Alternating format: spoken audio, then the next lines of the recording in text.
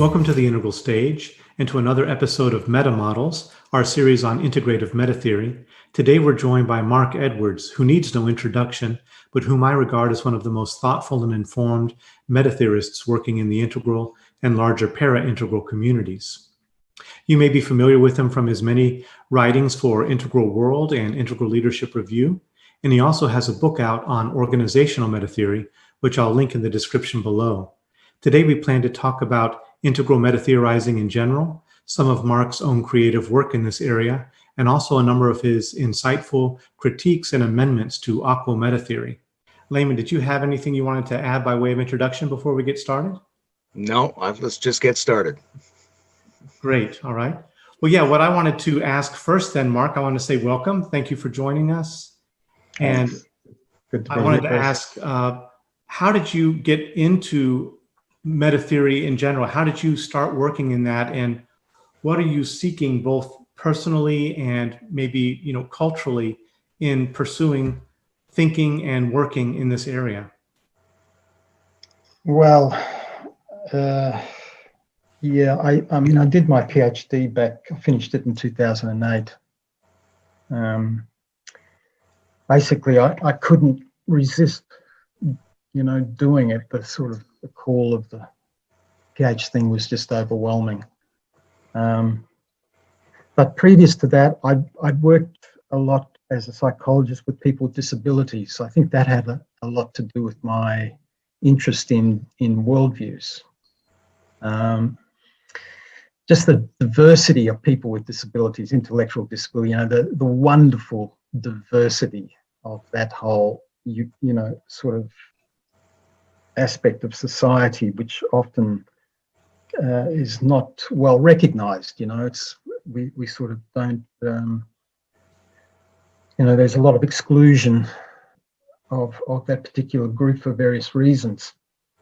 But I've worked probably for 20 years with communities and people and families, and it just struck me the rich diversity of people. And what happens when you get different people with different views together?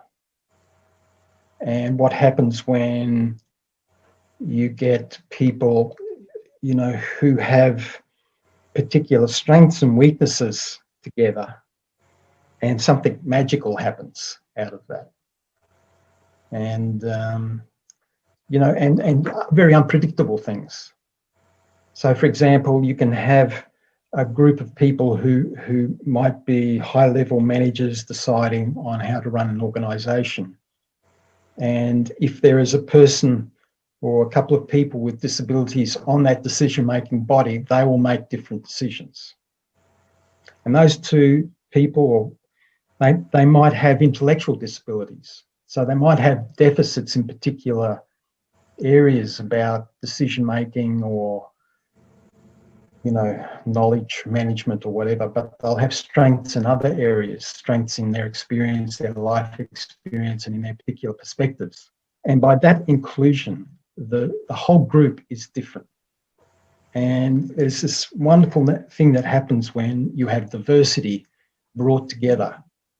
There's a magic that happens in that process, and people make better decisions when there's variation, when there's diversity, when there's difference before you. You deal with topics in different ways, So I was exposed to that sort of aspect of life in very deep ways, and I think that really impacted on me. And so, I think this is quite a while back now. This is some years ago. To be honest, I haven't been sort of up to speed with a lot of the Wilberian integral theory sort of thing for quite a while. I think I started reading Wilber, I think it was in the early 80s. There was a wonderful Benedictine monk, Father Bede Griffith, who I met a few times and had some discussions with way back. And he, I think at one point, he'd just been on a trip to America and had just met with Wilbur or something like that.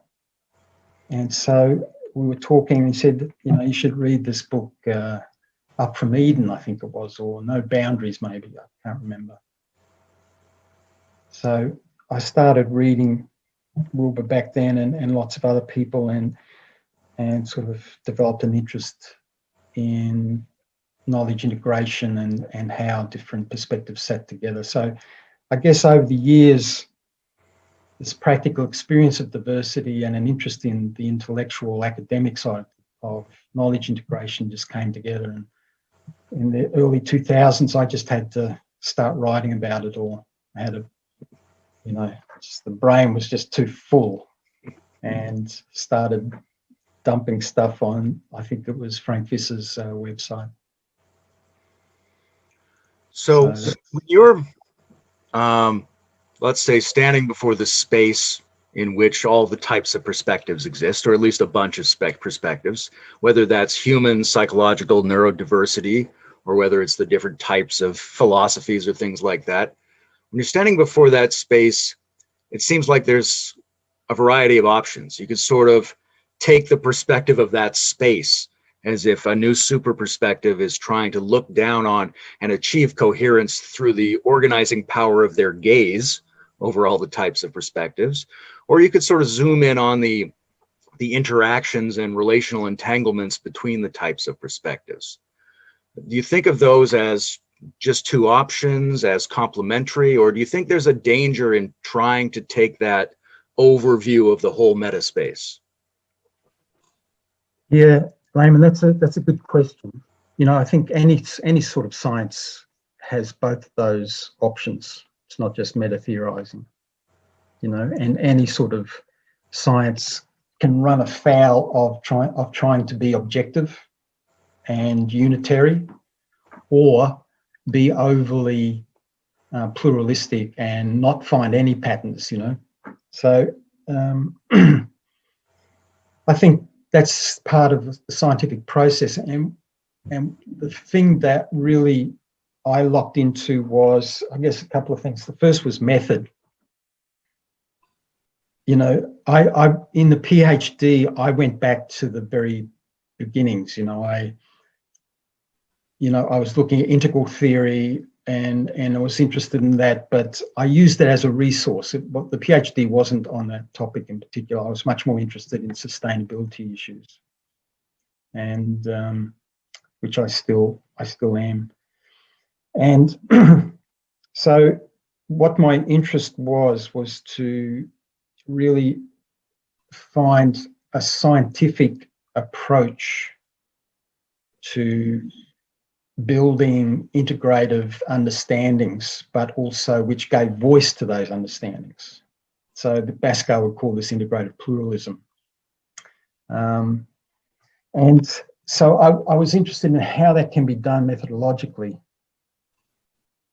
And I've done a human development master's in the early 90s.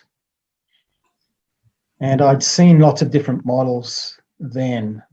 And I saw, Wilbur's approach, but lots of other approaches. And what really interested me was this clearing, this space in which this sort of work was being done. So you had theoretical work, middle range sort of work, and then you had work which was reviewing that material. And it seemed to me that these were very different approaches to doing science, but Wilbur had no method. His method was just very idiosyncratic. It was just scholarship. And that was very much the method that grand theorists had always used, from Marx from probably from Aristotle and Plato and those guys way back. I'm sure they all read each other's work and sat around sort of thinking about it and trying to pull it together in various idiosyncratic ways. But I think an important part of social science which has been seriously lost and damaged because of what happened with the big theories in the late 19th century, early 20th century. You know, there was, I think we're culturally scarred from our experiences of those times. And so particularly in America, they were scared of, you know, they avoided the big picture. And, you know, they went back into the middle range and the empirical stuff. And I thought, you know, we really did have to, you know, and I think it was because of two reasons. The first was because of lack of method. And the second was because of just the cultural scars of what big theories had done across the planet, you know, both, you know, collectivist theories, but also individualist approaches as well. So I felt that, you know, we really needed to look at a method of doing this, and for that method to be a really scientific approach to being critical about other perspectives. And I think this is really the key task of the social sciences. You know, this is where their real contribution can lie, is to be critical and to be integrative, but also in a very you know, nuanced way about the big pictures that govern our lives. And you know, I think the world is in the grip of a whole bunch of rogue big pictures, you know, and science has given up that territory. And this has been one of the big problems with social science, is that we've vacated the territory of the big picture, scientifically developing big pictures. And so when I started doing my PhD back in the early 2000s, no one was talking about metatheory outside of, you know, very specialized sciences. So when I started looking at developing, you know, some sort of methodological approach to this, I went back and discovered all this metatheoretical work that had been done in particular disciplines. So the work of George Ritzer, of Marianne Lewis, and these wonderful scholars in the area that I was doing the PhD in, which was organisation theory. And so I started digging around in metatheoretical research and really looking at what it was in terms of a method, in terms of a scientific method.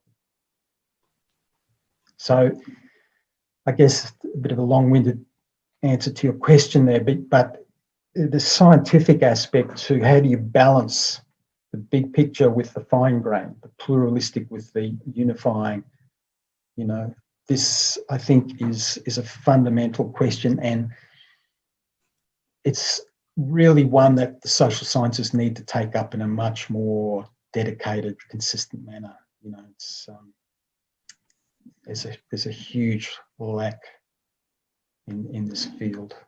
So, and there still is, you know, metatheorists are not the most common sort of animal you come across in a business school, you know. Yeah, I've really appreciated your writings on method in relationship to metatheory, and really the critique you've offered to integral metatheorists about essentially lack of method and what are some of the dangers if we proceed along with basically just the practice of the application of the received metatheory without a methodology to build up a community of practice. And in that context, you've talked about, I think, a very interesting contribution of yours, kind of an expansion on Wilber's, but also others' ideas in terms of your notion of the integral learning cycle. And so just for the benefit of people listening, could you say something about your understanding of the integral learning cycle and where method fits in there? Oh my goodness, that's a long time back. To be honest, that's so far away in my I couldn't remember what I'd said, to be honest. I guess there would have been some circular process. It sounds like Yeah, I'm not sure there. Sorry, but I mean, I used to pull things together in lots of different fields. I guess there's things called learning loops in organizational theory of learning, organizational learning. Single, double, triple loops. Agiris was famous for pulling some of this together, and Peter Senge, I think, worked in this area as well. But yeah, I think learning, what really inspired me in terms of learning was Bandura, people like Albert Bandura back with social learning theory, observational learning, vicarious learning. I think this is, Albert Bandura was an amazing scientist, and probably the greatest psychologist of the 20th century, I think, and experimental psychologist. His work, which I think is so important, people are so fundamentally social, and our capacity to learn is so mixed in with our capacity to infer consciousness onto others, thinking onto others. And I think in many ways that's the fundamental human quality. There's this Lev Vygotsky, the great Russian developmental psychologist. He said that consciousness is first exterior and social, and only then does it become interior and personal. And so in the East, through Goethe and Hegel and Marx and so on, the understanding of learning and of learning through life and becoming a knowledgeable person is very much through others. Goethe said, "I become myself through others." And so this understanding of a fundamentally social engagement as being the quintessential part of being human is, I think, the most important part of the act of learning. So I guess these learning cycles. Did I say something about this in this learning cycle approach? Maybe. Do you recall at all? You did, yes. You were talking definitely about Vygotsky in that context, for instance. Yeah. But also Wilber's basic model of kind of the generalized notion of how science is done, where there is first kind of the injunction or the doing, and then there's the apprehension. Oh, yeah. Then you it's added back to yes of interpretation. Injunction, validation, interpretation, apprehension. Yes. Yes. So this interpretation aspect, I think Wilber had 3 strands and didn't have this interpretive element, which I felt was absolutely fundamental.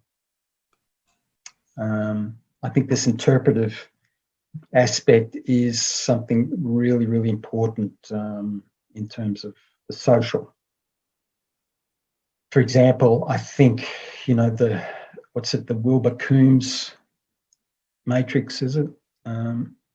I think it's the way I would look at that is really a better way of putting it would be to look at individual experiences and so on, whatever they might be, but to have collective structures.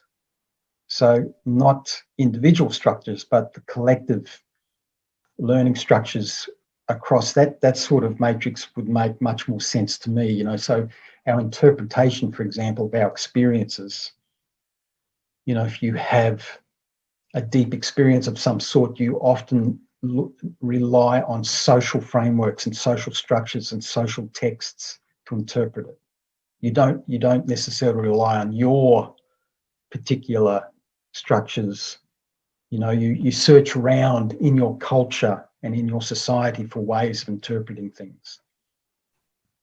When people have peak experiences, peak sort of spiritual experiences, I think they're far more likely to search for a social framework for interpreting that than something out of their own structural framework, if you know what I mean. So interpretation, I think, is a fundamentally social sort of process.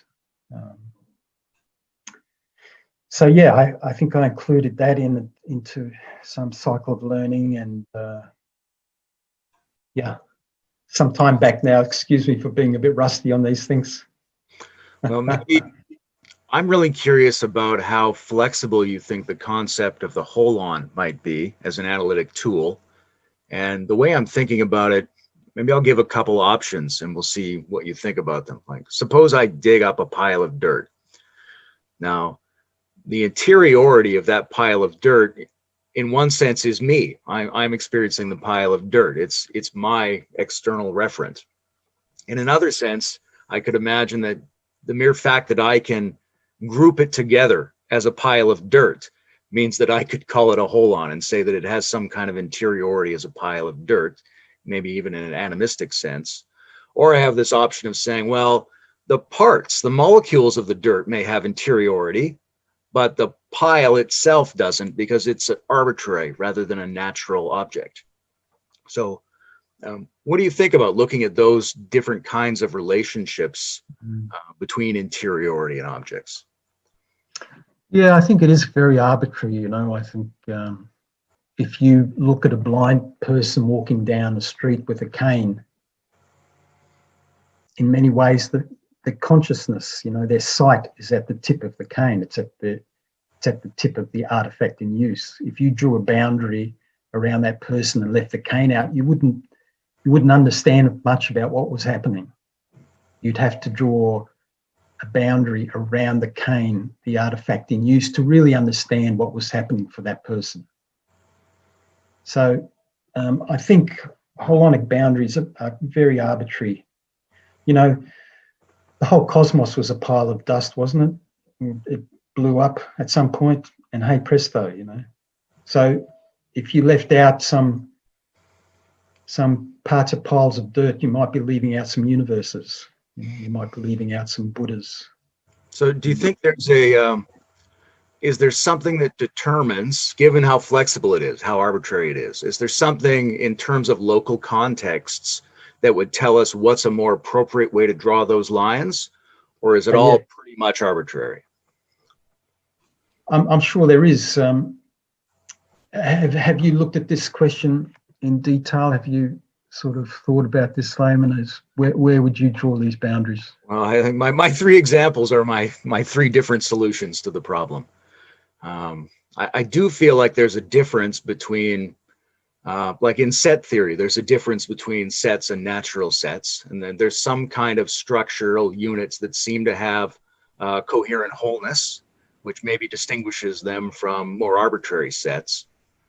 And yet we obviously can move that lens so well that I don't know that there is anything ultimately special about those units. And they may just be pragmatic ways of drawing that line for beings like ourselves. Mm. Yes. And yet, like you were speaking at the beginning about that sense of coherence that can be generated by the inclusion of a diversity of perspectives. Right. And if there's something real about that extra quality, that coherence that's brought forth, then there are ways of arranging things that seem to create more or less of that quality.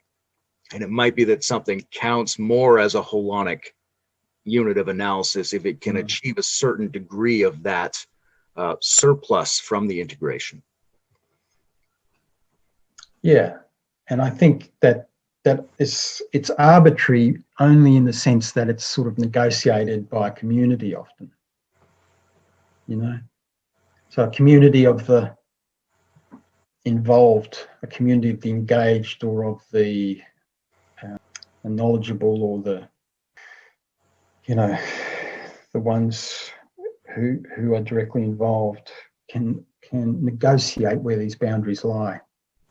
Some of them are very natural, of course, but I think we can be misled by nature.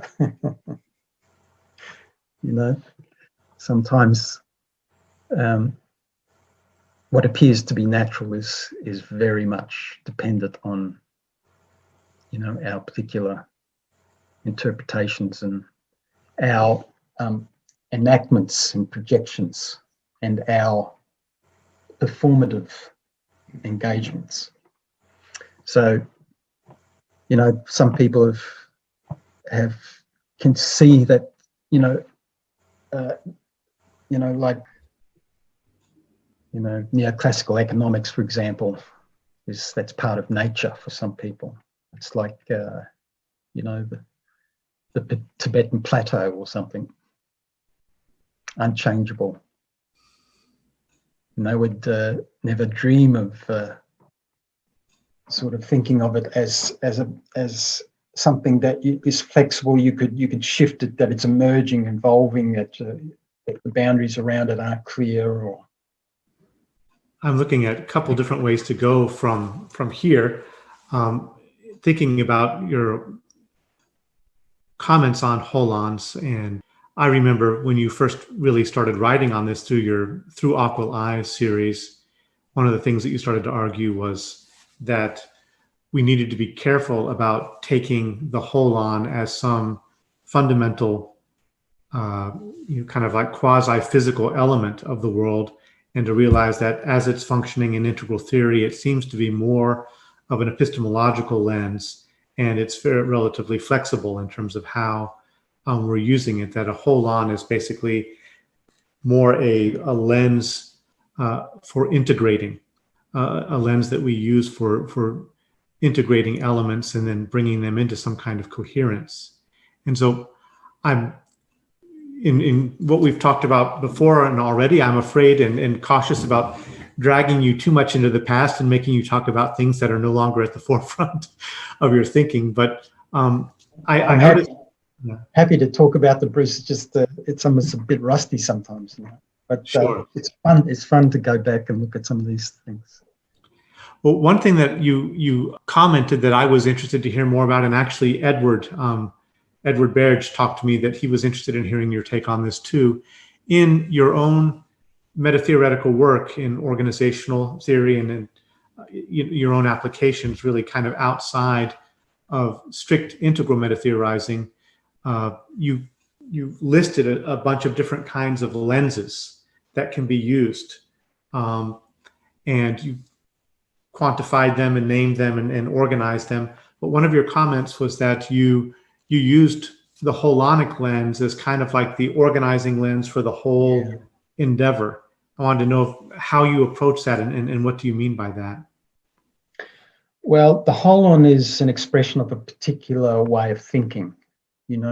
It's a way of thinking about the relationship between things, which is one of sort of integrative thinking, both and thinking, not either or thinking.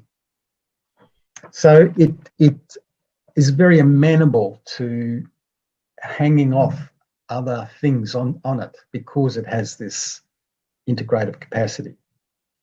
So although there's many, these different lenses, which for me, these lenses are performative tools. They're things that can be used to interpret, but they're also things that enact. So, like the lenses in my glasses, I can use to read something and understand it, but I also put them on if I want to make something, if I want to make a meal, or if I want to make a piece of furniture, I put glasses on to shape the world. So it's a performative thing of both understanding, but also of creating and shaping objects. So it's intersubjective, it's interobjective. So holons are these sorts of things. All the lenses are. And so one of the things about this approach to trying to be more systematic and more methodological in doing science within a metatheoretical clearing, within a metatheoretical space, is to become clearer about these tools, how they relate to this process of enactment and of interpretation. And so I guess the holon was just a very convenient integrative tool to hang things off. And so you could situate different lenses in the spaces that holon theory could create, you know. And I found because these different lenses are actually ways in which our bodies, our enfleshed, incarnated existence operates in the world. And those sort of lenses are derived from our evolutionary and embodied history. You know, so this is the Lakoff Johnson sort of philosophy in the flesh approach, which I think is very powerful. And so I think some of our innate, evolved ways of interacting with the world they flower into these conceptual lenses. And there's different forms of them, and they often follow a sort of a morphic a similarity with things like our bodies, you know. So we have, you know, for example, left and right in politics, you know, that whole, you know, simple distinction between the symmetrical aspects of our bodies carries the entire weight of interpreting the world of politics, you know. So it's no wonder it creaks a little bit under the stress and strain of carrying that load, you know.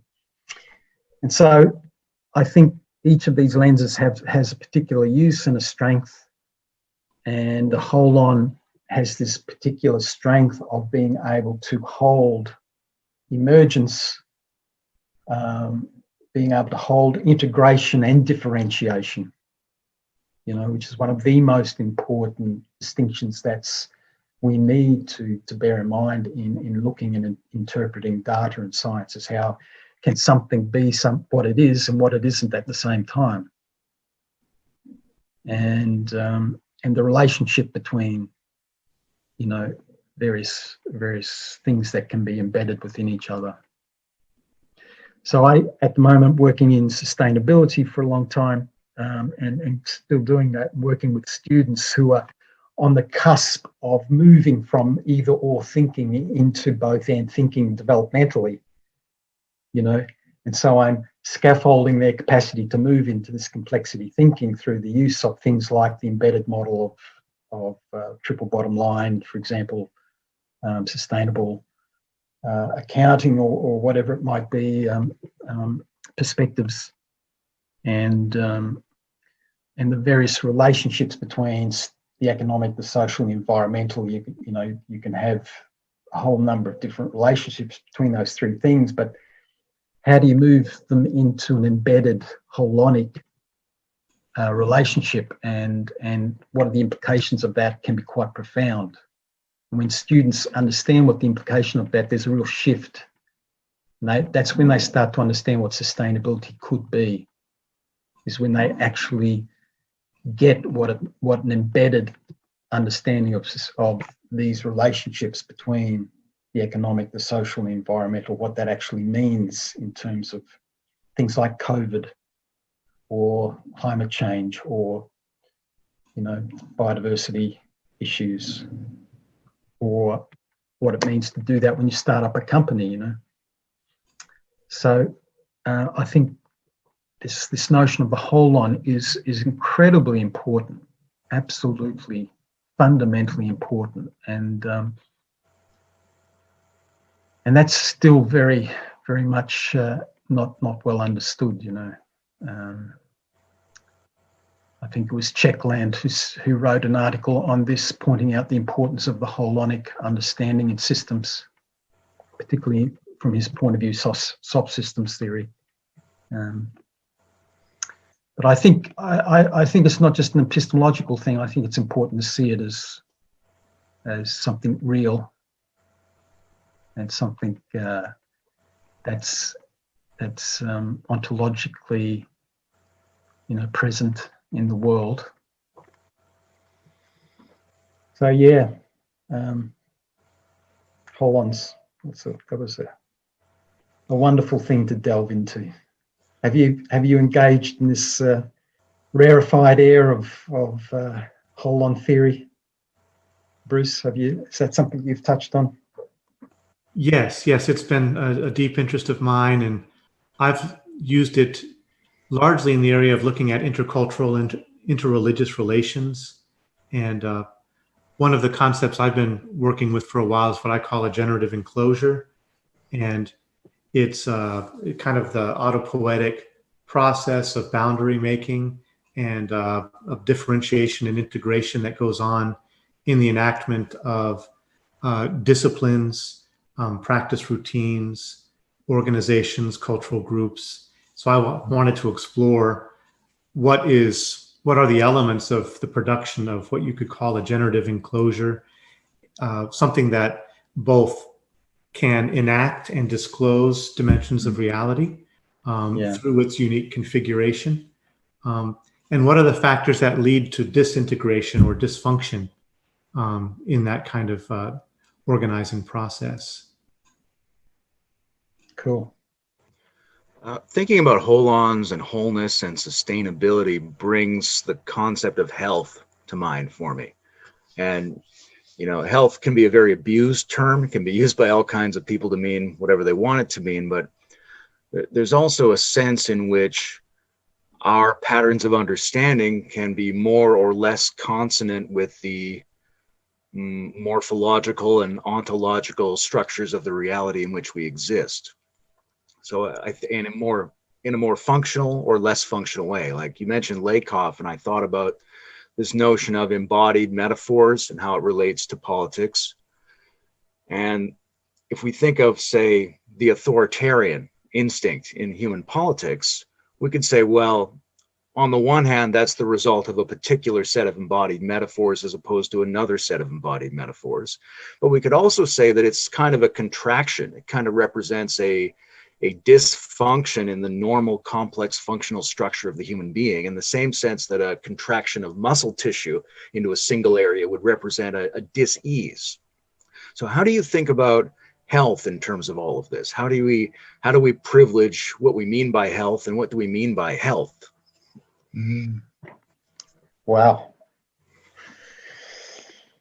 Yes. I'm not sure to even start with something like that, Layman. That's such a huge issue. I think in terms of development, it's particularly fraught with difficulty. You have the normative aspect of how we ought to develop, but then there's this need for freedom and unique expression of that. I think, and yet also health can be something that I don't know, could even, if we chase after health, we may be missing out on the most fundamental things that we're called to do, like Dylan Thomas. What would Dylan Thomas be without his alcoholism? I don't know. What would some of our great painters, some of our great artists had very serious disabilities which expressed their handicap, So I think health is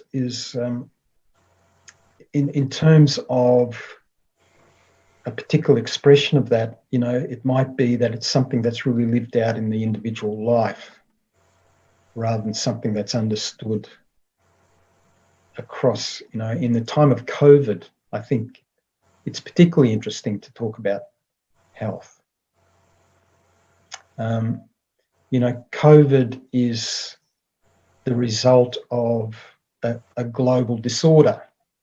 It's a global pathology of our rogue ideologies of consumption, production, of our relationship with nature.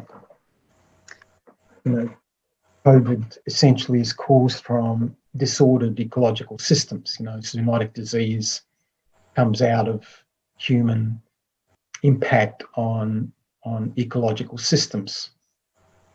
And it's obvious, and many people know about it, and we've researched it for 30 years, and we've known about these waves of zoonotic disease for many years.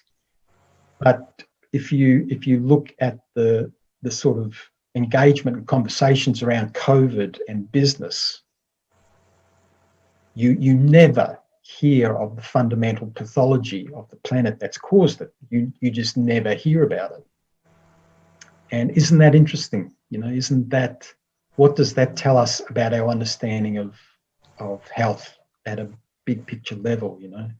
So I guess I'm not giving you an answer to that, but just raising a number of different perspectives on the topic. I think one of the lenses that I talked about in my PhD was the lens of balance, the lens of health and pathology, and how often in a hierarchical, when we look at a hierarchical approach to understanding something, whether that hierarchy is based on time and development, or whether it's based on nested spatial inclusion, or on governance, or on some other thing. There's lots of different hierarchical arrangements. We often pathologize the ones at the bottom and think that the ones at the top are healthy. And I think this is a fundamental misunderstanding, that the fundamental sort of stages of development can be healthy and pathological, but they're all expressions of core parts of who we are, and those expressions infiltrate and sort of resonate through all of us.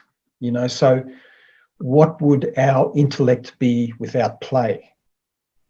What would our spiritual experience be without immediacy? What would it be without touch? What would our capacity for, seeing the oak in the courtyard be if we didn't have a sense of playing with our senses and of how we can playfully use metaphor to communicate something that can't be communicated. So I think we often pathologize these fundamental layers without thinking about it too much, and we do that in sustainability as well. We often pathologize the profit motive, for example, and don't really see how it gets transformed itself when we put social ecological systems as the framing, contingencies around a company. That shifts everything when we do that, but it still means that we have a profit motive, but it's very different, but we still have one. So,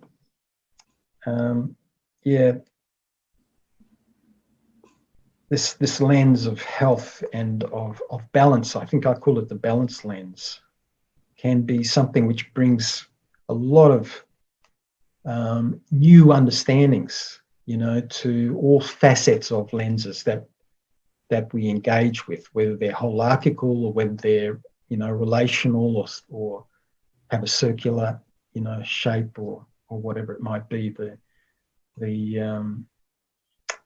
I think looking at pathological forms of these things and healthy forms is a very interesting way of looking at that topic of health. So I'm curious how dynamic you think of balance as being, because there's, sometimes when people think of a health pathology dialectic, they think of health as primarily homeostatic, of achieving a fairly stable self-regulation of some kind. But there's also a way of looking at health and saying you're not really healthy unless you're producing a little extra, unless you have some energy for change, for novelty, for development at whatever pace you want to go at. So do you think of that balance as producing more than it needs, or as producing just what it needs to continue as it is? Yeah, I think balance can be many things. If we look at something like resilience and look at balance from a resilience context, balance can be like the balance that you have when you suffer a shock and you bounce back into a healthy state. You get knocked off your balance and then you rebalance. It can also be an adaptive thing that you actually you shift your whole state because of the changing conditions that you're in, and you adapt. It's not just about bouncing back, but bouncing around and finding a more dynamic position of balance. And it can involve transformation. So it's not just an adaptive,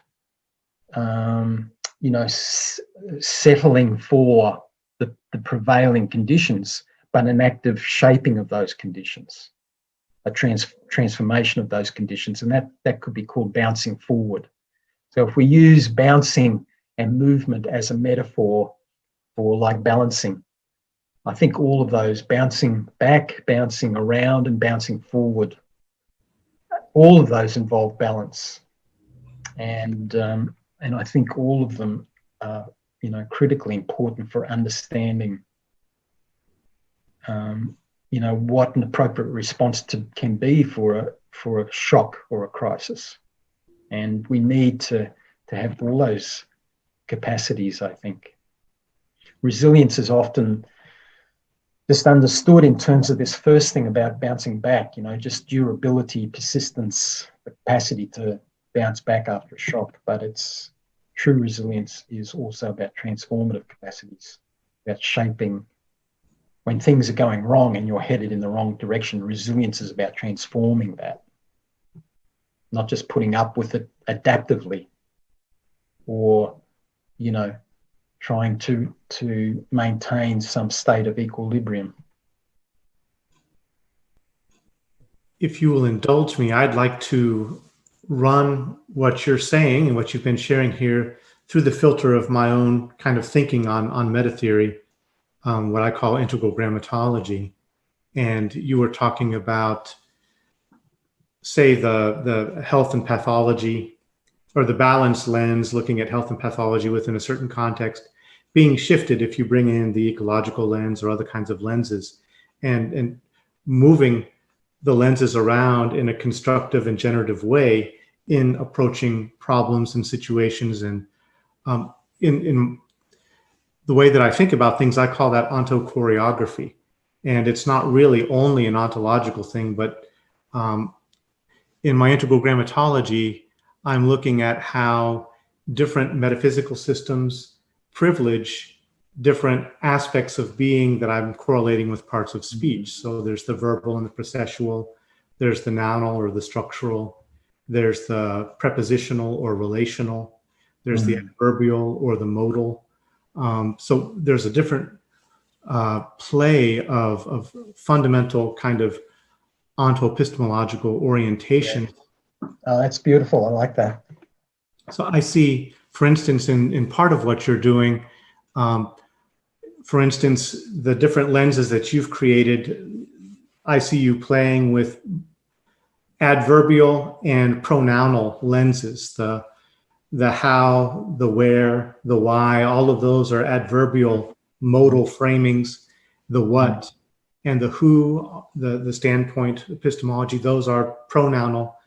And ontochoreography is the circulation of these lenses for the generation of new insight, and opening up possibly of new avenues of flight, new potentials. Yeah. Oh, that's really nice, Bruce. I think that's a wonderful I hesitate to say metaphor, it's bigger than that, but it's a wonderful, direction, orientation to take. I see my stuff as more morphological than verbal. But I think a grammar is such a beautiful, ingrained,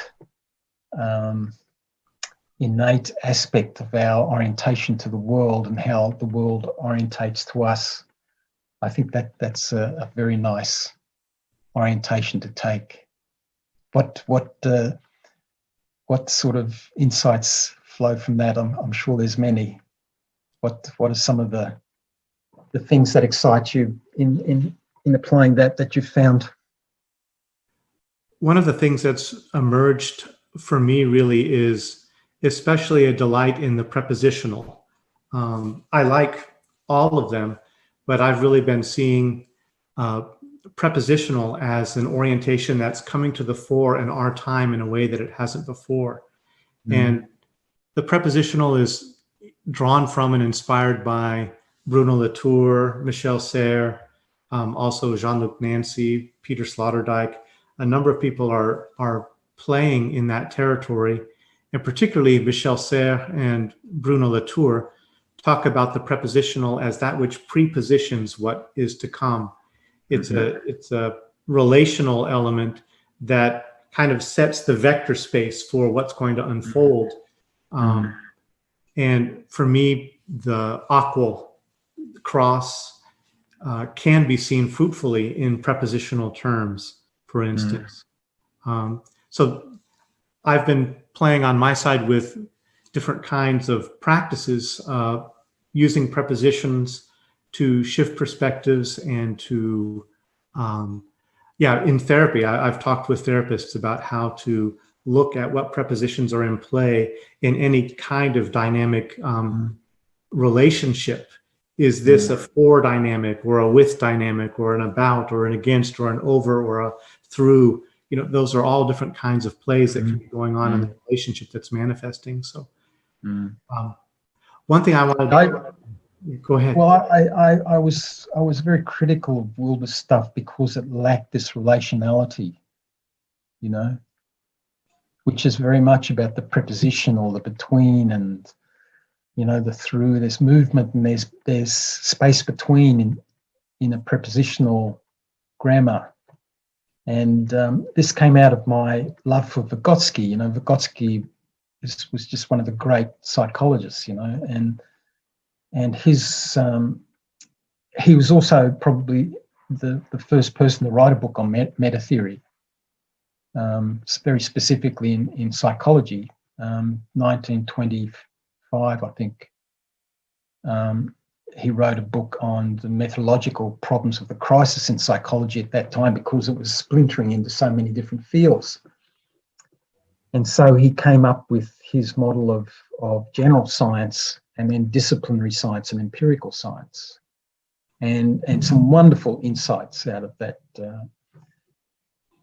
And I think his approach to mediation is something that's just not present at all in Wilber's approach. It's not there in the AQAL at all because there's no space between stuff, And I guess his lens of mediation is not in the Wilberian arsenal, it's just not there. And so this, I think, the whole linguistic turn and the interest in semiotics and so forth that flowed out of his work, and Bakhtarin and these people who were very influenced by Vygotsky and his work with science and mediation. I think this is such a rich area to look at, and I think we often so instinctively attribute cause to people and to internal structures, And why did people vote for Trump? Well, because they're blue or green or something, whatever.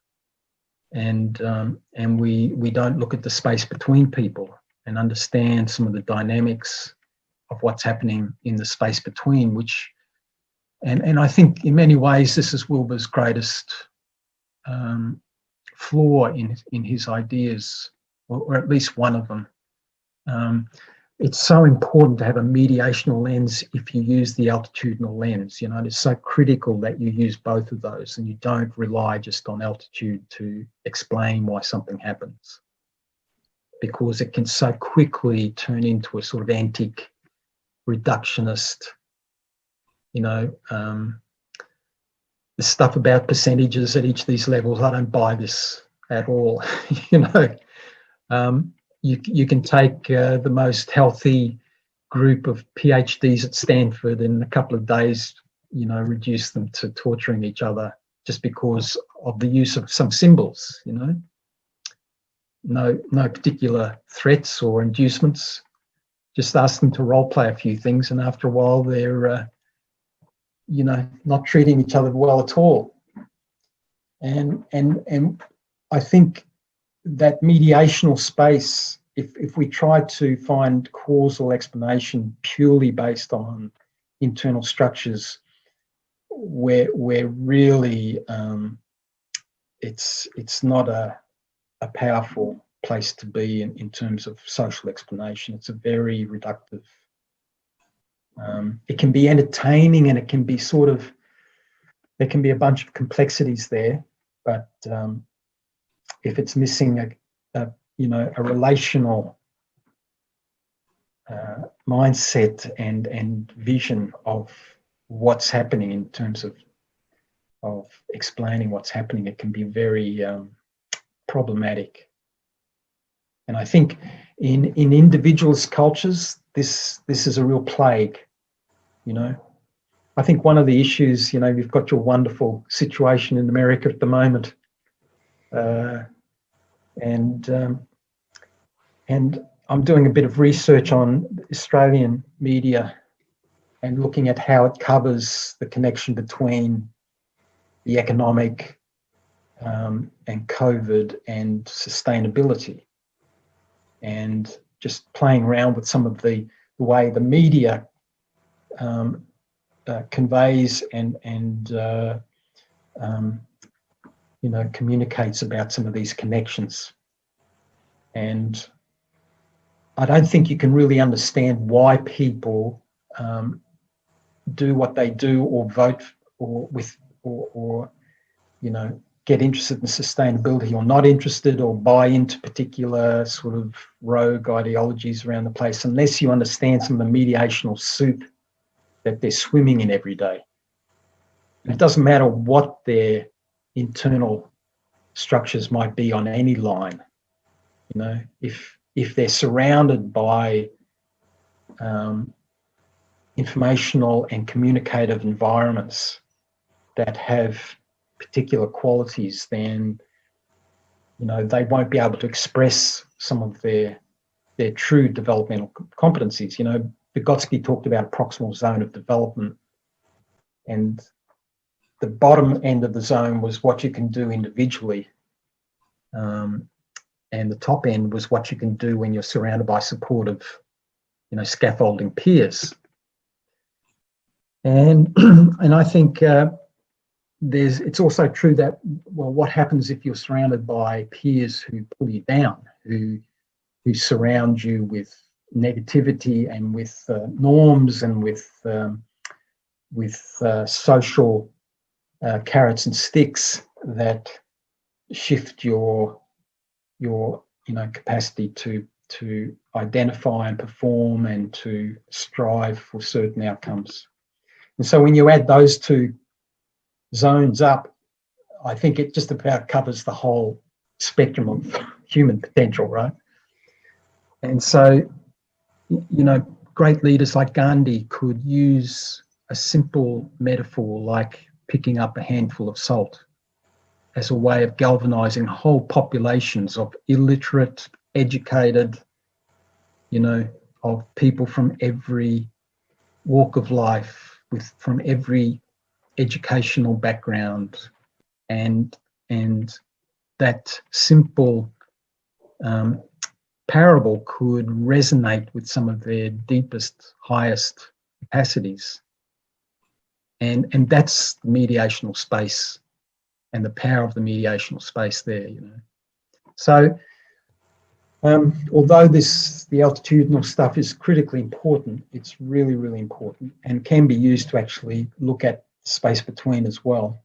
But it is by itself as a fundamental lens to come back to all the time, I think it's a serious problem. Yeah, I would agree that, you know, if we think in terms of Wilber's quadrants, it's really important and to some degree un-American to think of causality as being equally located in all of the quadrants. When I think about quadrants, and we were talking about prepositions and we're talking about relationality, so that sort of draws my attention to the lower left and the preposition of with. And the problem that's been often remarked on in Wilber's approach, that there's no place for the I-thou relationship in the layout of the pronouns that he's got. Some years ago, I just for fun made what I called the integral compass, where I used 12 pronouns instead of 4. And so you could sort of fit the singular and plural version of me and you know, between the I and the us quadrants. So one way of thinking is there's actually a much richer terrain hidden within the quadrants, and in there somewhere is the I-thou relationship. But another way of thinking about it is that the I-thou characterizes a relationship between quadrants. So the betweenness could be taken to be implied in every feature of what Wilber's putting forth, or it could be taken to require a certain new kind of thinking about how holons are related to each other. How do you feel about that now? Because you did some work on that years ago. I did huge, I've written a lot of that. I could show you some beautiful animated PowerPoints which shift things, and you know, I think at a fundamental metatheoretical level, it's just obvious.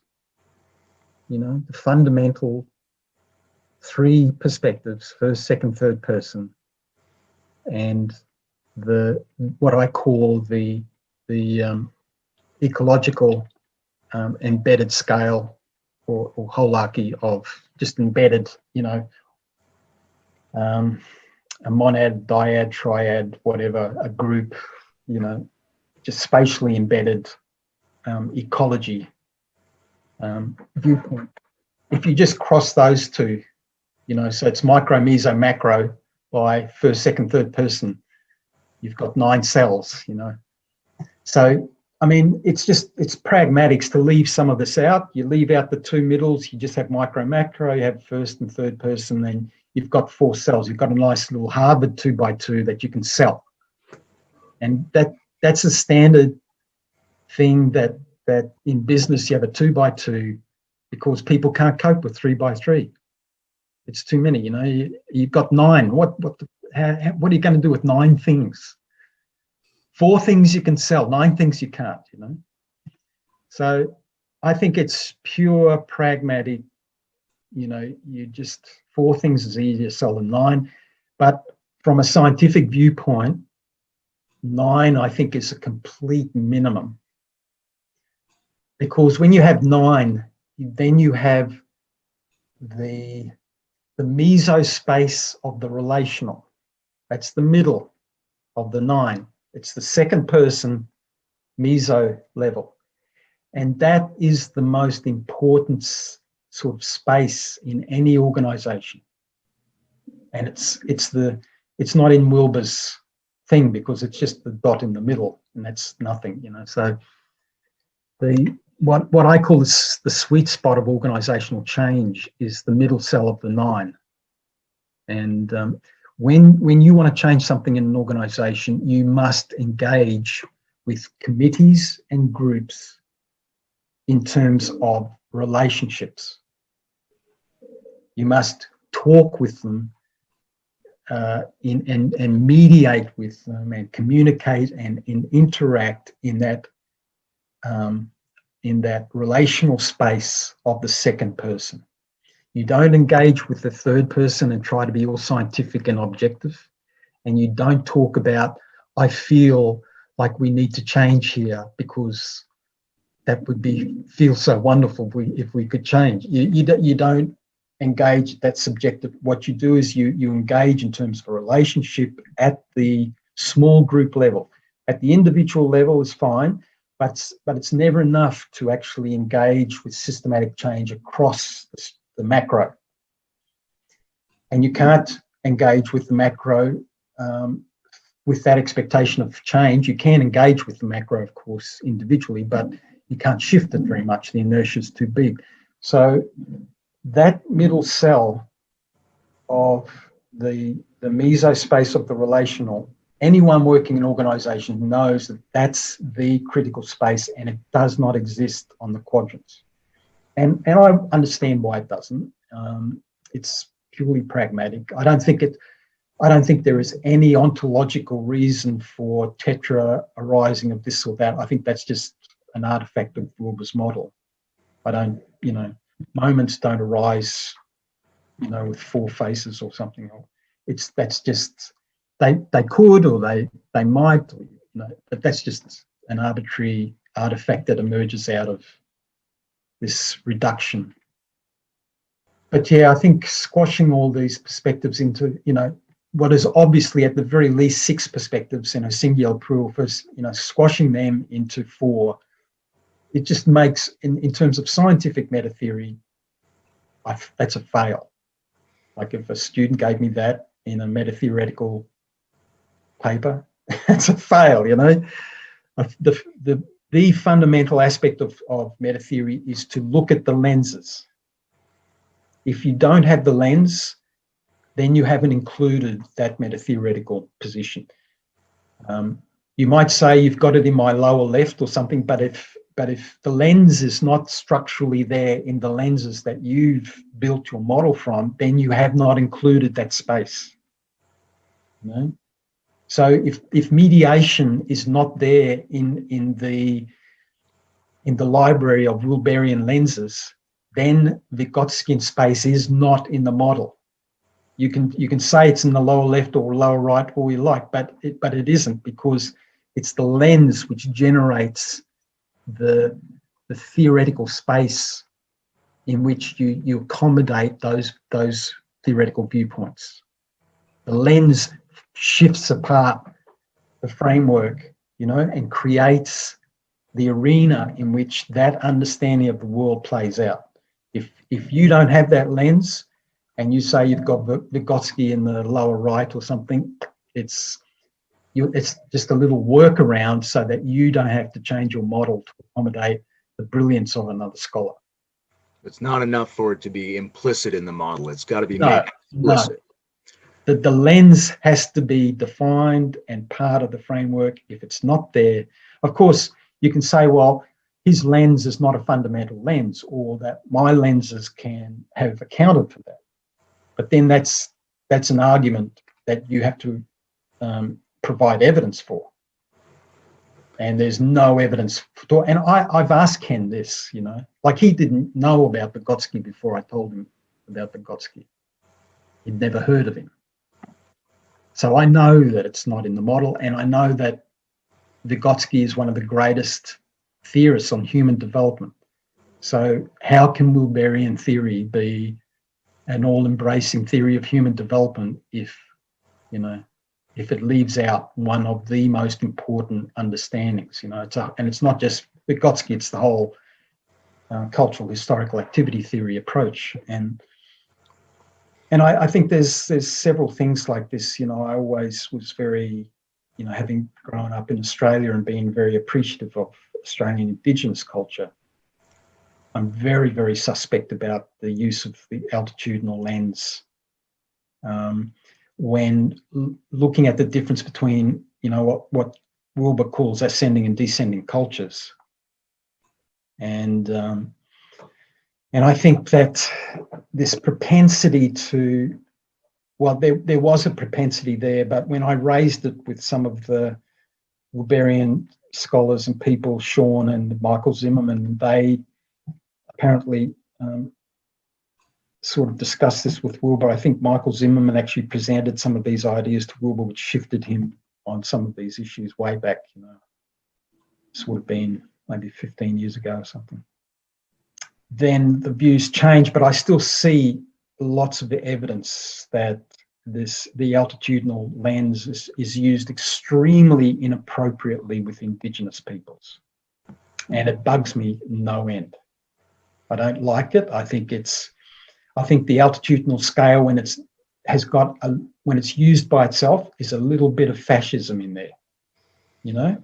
You just rely on that lens all the time, and don't scaffold it with other mediational approaches, with other approaches which are about, at the very least, which include things like lines and so forth, to make explanation much more complex. Then I think the question about whether Wilbur's particular take on metatheory is very embedded in the cultural background, in the ideology of his Americanness and things like that. You described a fourfold model as having a marketable simplicity. And I'm wondering, the question's escaping me at the moment.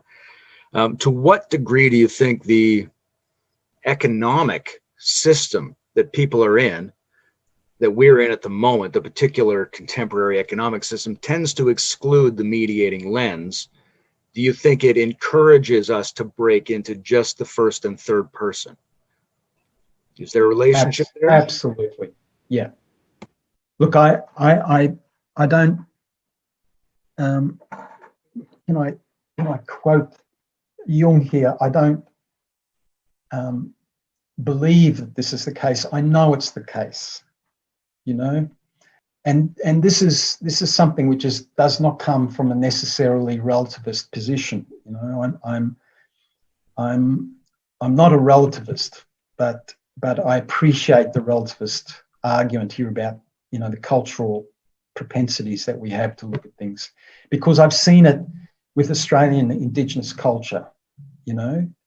Australian Indigenous culture is one of the great cultural jewels on this planet. And we should all be over there sitting at the feet of some of these wonderful elders and listening to every word that we can get from them about the future of how we should run the planet. And I'm not being romantic there. I mean, they are the masters of sustainability. And in a world that we're driving into the dust at the rate of knots, that we should place those sorts of cultures at the tribal, purple, or whatever level is just, it's so painfully unintelligent, and I think we do have this fundamental viewpoint in so many of our ways of looking, that change comes about through individual ideational shift. That we transform mindsets up here, and that's how things change. There's a sort of an interesting interaction between some of the insights of the East and of the West. The sort of first-person liberation views of the East, of salvation through interior meditation, and in the West, I think we're much more relational in the West. Democracy and so forth, and the message of a lot of our spiritual heroes are relational messages. Wherever two or three are gathered, that's where it is. The church as a vehicle for salvation, not sitting by yourself in the Himalayas, but going to church. Not writing a book about meditation, but by establishing, a constitution for democratic freedom. So there's a lot that needs to be sort of brought together and integrated in those understandings of emancipation. But the big one that we need to understand at the moment is salvation through country, is salvation through relationship with land, salvation through relationship with ecological beauty. And the people who exemplified this are our indigenous cultures, you know, and the indigenous people in Australia, they went to university, but the country was their university, and they all had PhDs in that. You know, when the Europeans went there and they starved when they were trying to travel around, the Aboriginals would look at them. If you looked at someone starving, wandering up and down the aisles of a supermarket, right? That's what they would have seen. Someone starving to death, walking up and down the aisles of a supermarket. And so they had such powerful technologies through water stick, fire stick farming and water coursing. They changed the whole continent was shifted by them in 60,000 years of occupation. And they changed everything, and they shaped everything, and they planned everything to intimate levels of detail and design, and had with incredible facility, such that for, you know, occupation there for many millions of them over those many tens of thousands of years, when the whites arrived, what they found was incredible diversity, richness of soils, beautiful waterways, you know. I don't want to be romantic. There was violence and there was conflict and so forth, but their embodiment of sustainable knowledge and relationship with country is unsurpassed. It's a level of technological achievement that we have no understanding of. And the sort of gross ridiculousness that our viewpoints are in some way better, you know, whatever they are, than the knowledge that they had in terms of their relationship with country is such a misunderstanding, you know. So I agree totally that our particular viewpoints are very culturally sort of biased, but that can be a blessing. That can be a wonderful thing, as long as those viewpoints open us up to the richness of other viewpoints. And this is one of the great things about metatheoretical spaces. And at the moment, I think that space is begging for indigenous worldviews to enter into it. And you know, I Skype in indigenous elders into my classes, and they're often the best classes. You know, when an indigenous elder who's lived on the country that they're talking from for 40,000 years, and they say, you young people have to love your country, and the students hear that shifts them more than any number of books, any number of lectures that I'll give to them. You know, so the cultural, when you really deeply engage with your culture and can communicate that and be open and expressive of that to others, that's a beautiful thing. But we also need to listen, and to say that any one of our nice little drawings is all embracing. You know, I look at that and I feel sorry for the person who thinks that. You know, I think it's you know, it's unnecessary, it's unscientific, and it's problematic. But it's also it's disappointing. You know, it's like, aren't we better than that? Apparently not. I've been rewarded to see Tyson Yunkaporta's book on Sand Talk being, you know, gathering attention in the integral community, somewhat more in adjacent communities like Game B or Metamodernism, but they've been paying attention to. Are you familiar with the book Sand Talk? No. All right. Yeah. Tyson Yunkaporta is, I guess, an indigenous Aboriginal from Australia who is also, you know, a PhD and works in a university, but he's written a book that's not taking, say, the Western, you know, interpretive look at indigenous culture and trying to sell it to Western people. He's speaking from the indigenous point of view with as much clarity and impact as he can. And could you pass on that reference, Bruce? That'd be that'd be wonderful.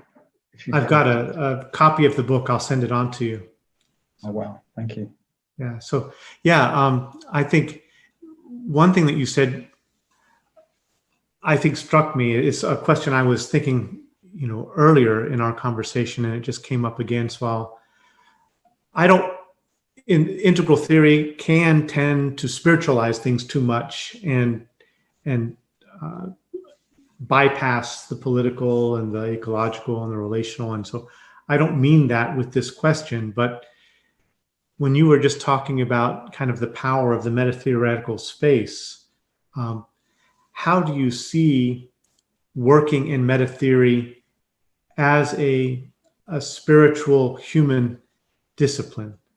For me, there's a kind of capacity of metatheory to build scaffolding for vision logic and which is encompassing of heart and other dimensions of our being. I just wanted to know, I picked up on that on some of what you were saying, so I wanted to just... Yeah. It's tricky territory, I think. I very much like Roy Bhaskar in his way of dealing with some of this. I think Bhaskar makes a further distinction. I wrote a chapter in a book on metatheory. It's something just comparing the use of Bhaskar's understanding of absolute and relative. And he's got this third domain in there of the demi-real, which is, he has like dualism and duality and then non-dual.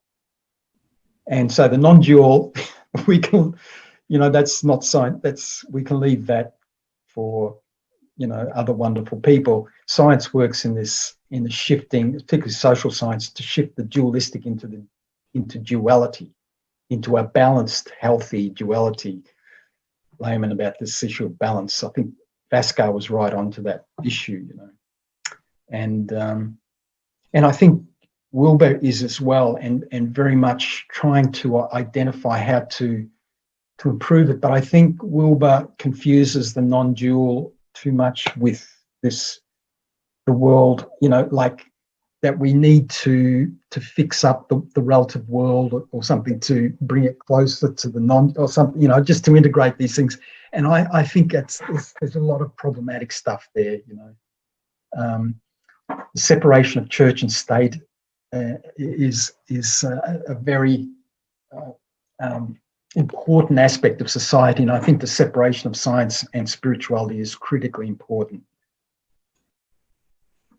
But it's also, it needs to be, there needs to be more of a normative dimension to science, that's for sure.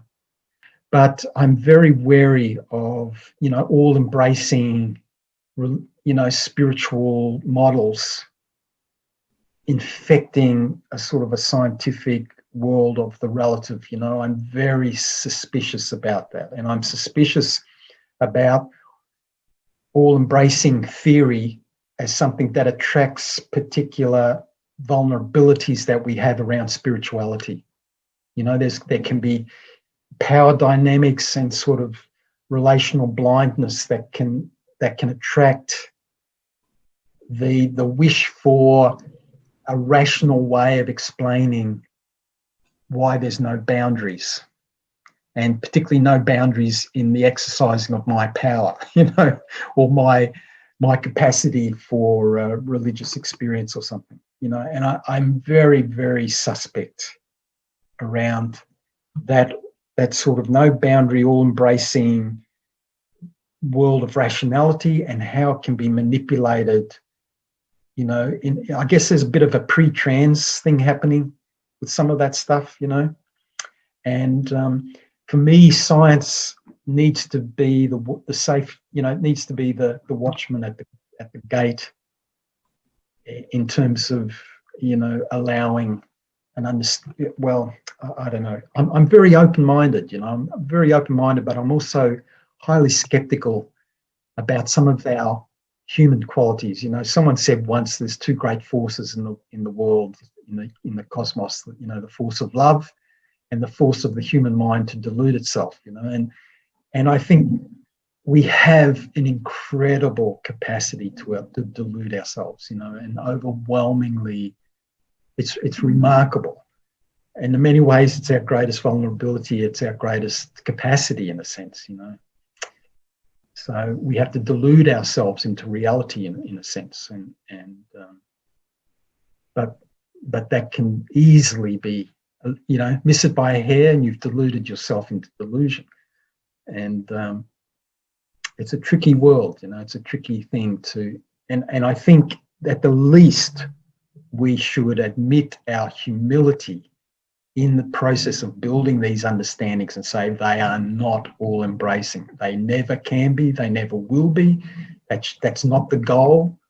The goal is to join with others in a community of exchange and collaborative engagement towards making the world better in the metatheoretical space, you know, and that's what the objective is. And if it can make things a little bit better, like Joe Biden can, then it's good, right?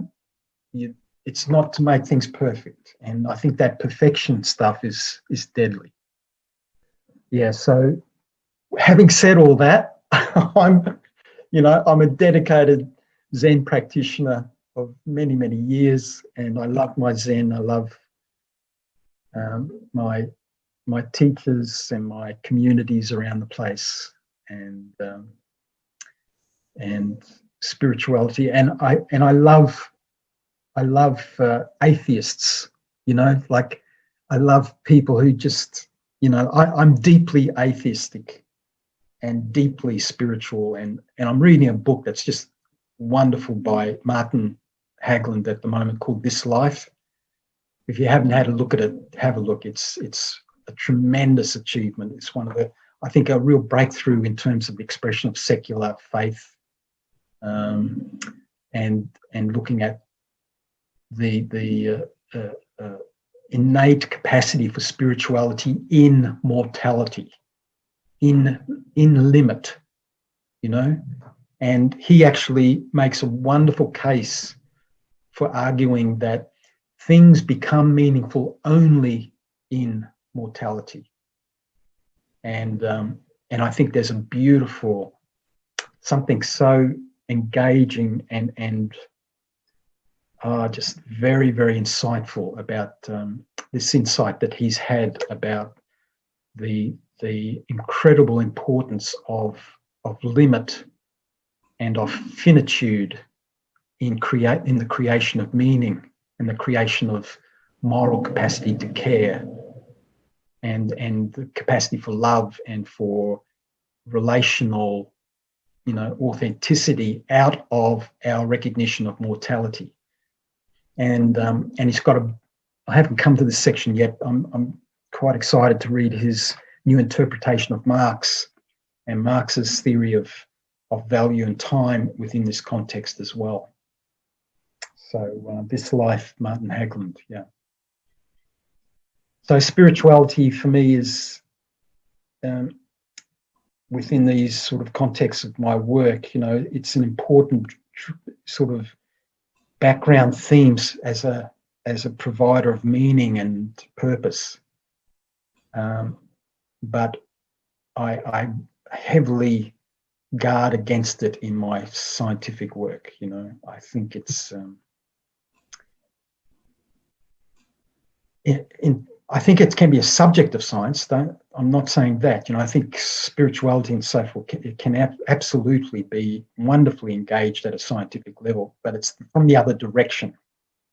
You know, Ritzer would call these MOs and OM. So MO is when you do overarching meta-theorizing and build big models. OM is when the overarching bit philosophically takes over and dominates the meta theory. And this Ritzer is very wary, and he's one of the greats in terms of the you know, establishing a social science of meta-theoretical research. Yeah, I think we need to be more cautious and more clean about the boundaries between the types of experiences and methodologies. So like non-dual experience, and even in Zen, you know, you have these moments, you open the Kensho eye and there's a perfection, or at least there's an inability to discover any imperfection in that moment. But that's not the same as thinking about that as perfect, or speaking about it as perfect, or acting in the world as if you are uniquely in possession of a perfection. Those zones need to be kept a little bit cleaner from each other than many of our very interesting ancestors have done. I'm curious though, a thing just popped into my mind. It may be totally obscure to you, I'm not sure, but I came across you saying in your discussions with Russ Volkman, the idea that we conflate top-down hierarchies with the agency communion dialectic and assume that agency is at the top and communion is for all the people at the bottom. And I was just tickled by that. And I wanted to ask you, Mark Edwards, why do we conflate top-down hierarchies with the agency communion dialectic? Well, for one reason, we believe too much in Ken's framing of these things, like his 4 quadrants, like often the agency's communion is, well, individual collective is how he's got it. But actually, if you have individual and collective, then really what you're talking about is different holons. You're talking about an embedded sort of. So if you're talking about the one holon, what could that vertical lens actually be? Well, one of the things it could be would be agency communion. So like I sent him a diagram once of saying, Ken, aren't your 4 quadrants actually 2 holons? The individual one with the interior, the consciousness stuff and the behavioral stuff. And the bottom is another collective holon with the cultural stuff and the structural stuff. And he goes, yeah, sure. So it's not one holon. The 4 quadrants, after all, is 2, And so if you actually wanted to represent one holon with, some sort of consistency, then you could replace this individual collective thing, which necessarily turns it into multiple holarchical structures, whether they're embedded or different or whatever. If you replace that with another lens, then agency communion would be a nice one, because agency communion can belong to any entity. And this is a big problem in sociology. They always conflate individuality with agency and collectiveness with structure. And these 2 things are actually orthogonal. An individual can have agency and structure, and a society can have agency and structure. And when society says we the people, it's expressing its agency. It's saying we declare ourselves to be separate from this empire. We are establishing our unique identity on this country. That's an expression of complete agentic force, And so when an individual shifts from, a state where it just thinks about its bodily needs and its engagements at a bodily level, and after some time, is thinking about how it can provide for the cultural enrichment of the community it lives in, that is a shift of that entity's structural engagement with the world and structural life. It's not just an agentic expression of its will. It's a structural transformation. So the individual can have structure and the collective can have agency as much as the other way around. This is a big problem that sociologists have always struggled with, They go on about the micro-macro links and so forth, and from a metatheoretical point of view, it's easily solved. You just recognize that these lenses can be applied orthogonally on any, and draw a boundary around any particular group, any holonic boundary around an individual, a dyad, or whatever you like, and then explore its interiority, its exteriority, its agency, its communion, or explore its relationship with the individuals in that society, with the families in that society, with the neighborhoods in that society. And so this opens up the power of understanding, exploring the different lenses that you can place on this. It also opens up the possibility for intervention when you have problems. So you know how to deal with drug addiction at multiple levels of engagement that engage with the agency of all the holons in that particular entity and with its structural capacities to build those programs or those interventions structurally within it. So I did a paper once on looking at it was sort of just a very simple checklist in terms of the different lenses that are used in medicine, in things like clinical medicine, public health medicine, and various things like this, and looking at the facets of the lenses that were used, and basically more facets that you can identify which express the full range of that lens that can be used to target interventions when you have problems or engage with opportunities and possibilities when you're wanting to explore development and growth. Then I think the idea was with there that this sort of integral auditing of lenses could be used to gauge the adequate nature of different ways of dealing with social problems.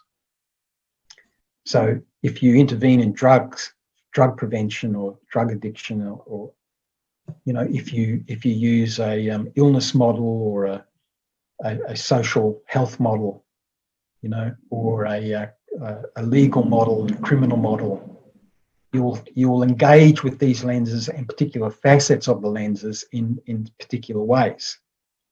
If you have a broader spectrum of possibilities for engagement, you can be more deliberative and purposeful in where you intervene and how you intervene, and more balanced in that process. So social policy, public policy development can be very,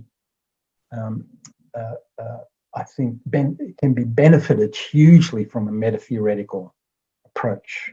And the use of these things is only just being looked at, I mean, the potential, I see the potential of this stuff in terms of new forms of social. There are branches of social science that do not exist, which could exist to explore some of these things. So I see the scientific potential of looking at these sorts of questions. How do we conflate these things, and how do we mix them up, and how does it limit our capacity to intervene when dealing with core social issues? You can draw a direct link between some of the conflation, some of the intellectual conflations that we suffer from, and the emergence of inadequate means for intervening to fix up these things in society. There can be, there's very clear relationship between them. And that goes for health, it goes for public policy in terms of education, for, I think, for things like criminal justice systems, and especially for politics. The metatheoretical work to be done in politics is pretty big, and so there's lots and lots of wonderful room for explorative metatheoretical work in these fields. And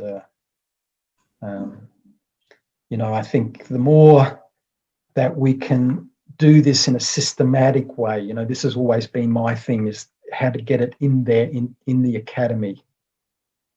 And I've written more papers with the term metatheory in it than virtually any other person operating around the place. So although there are other great scholars who've done this work, it's only just beginning, and it's so exciting, when we see the potential of something like this to actually to expand a social science field of engagement, like in sustainability. And I've been working with these lenses in sustainability for many years since graduating, and it's fantastic to see how it catches hold. I moved from Australia to here for one of these reasons. I was asked to look at, a job came up for developing an undergraduate program on sustainable business development. And so Australia, where I was, in the university in WA, it's just oil, coal and gas economy. It was just dominated by these big Australian, Anglo-Australian and international fossil fuel companies. And they're just killing research, And I just couldn't cope with it, even though it was a great university where I was. The sort of impact of money on these things can be terrible. This furphy about scientists getting involved in climate change because that's where the money is. Oh my God, if only that was the case. People go into this field despite the sort of research funding of, it's crazy. There's no money available and very little encouragement to look at these issues, when you're in these institutions that are dominated in these particular regions like Western Australia. Queensland is another one. The Adani work up there in the Galilee Basin, the Carmichael mine it's one of the great industrial tragedies unfolding on the planet, Anyway, so I came to Sweden because, there's a little bit more support for these things here and openness, And so students and the community and working with companies in the community is quite amazing here in so many ways. So, yeah, yes. I see encouraging developments in a couple areas along the lines of what you're talking about. One, where you're talking in, for instance, medicine and health and the different kinds of lenses and how that's going to impact the way that you approach, your patients or your clients. In Bruno Latour's work with his inquiry into modes of existence and looking at different modes of eradiction, how they're braided together, and looking at, for instance, challenging the whole notion that if there's mediation involved, therefore the product is suspect in terms of its truth value. So he's really challenging that whole orientation there and encouraging a look at how these different lenses are actually braided together. There's not just a laying out of 4 quadrants, but there's a braiding of these modes of eradiction as the legal enters into the medical and the psychological, and all of these different domains intersect with each other. Yeah. So I think that's promising. And concerning, this agency and communion talk earlier, I see in object-oriented ontology and speculative realism where they're returning kind of agency to things and blurring the boundaries. Yeah. I think both of those are mainstream movements that I think are going to be provide some ground support for some of the things that you're talking about. Yeah. Yes, that whole sort of notion of, affordances and ecological understandings of perception and flat ontologies, and they're wonderful, playful lenses that, you apply that lens and take out all the assumptions about depth and suddenly the universe comes alive in particular ways, and so this is the beautiful thing with metatheoretical work, is just drop a particular way that you've been looking at things and use this other person's approach, and bang, the whole thing is just so different. It's wonderful. And I think Bruno Latour, I have to get to know his work much more. I've just touched upon his work. So if you can send me some references to that gear as well, I'd be appreciative of that, Bruce. So yeah. We've been at this for 2 hours, so I'm concerned about your time. Or how are you on this conversation? Look, we finish whenever you want to finish. You know, these playful discussions, like I can go all day and all night. I don't care. But if we've had enough, you want to, if you want to finish it off here, that's beautiful. We can finish it. Yeah, I think this is a good spot. I think it's a beautiful spot. I think it's probably about as much as we could expect a viewer to follow at one time. Even though I could go on for hours myself. Well, I'd like to find out much more about your work, so if you want to send me your links for your websites and so forth. And Bruce, I don't know if we ever had communication at some point. I think with Edward, I had some contact with Edward some time back, and he sends me an odd email about some issue on his little on his discussion board of something. I'm not particularly sort of au fait with a lot of these issues these days. I'm a bit out of the Wilberian stuff, and I know it's progressed in lots of different ways, but I've sort of left a lot of that behind. I should come back to it, maybe, huh? There's some interesting stuff happening, and I haven't spoken to you personally before, but definitely, I've heard of communications between you and Edward because we're close friends also. Oh, right. Very good. Okay, well, look, thank you. It's been fun. So, thank you so much. I really enjoyed having you here, and could easily do this again. Yes. Okay, guys. Take care. Mark, thanks. See you later. Hey, door. Good night.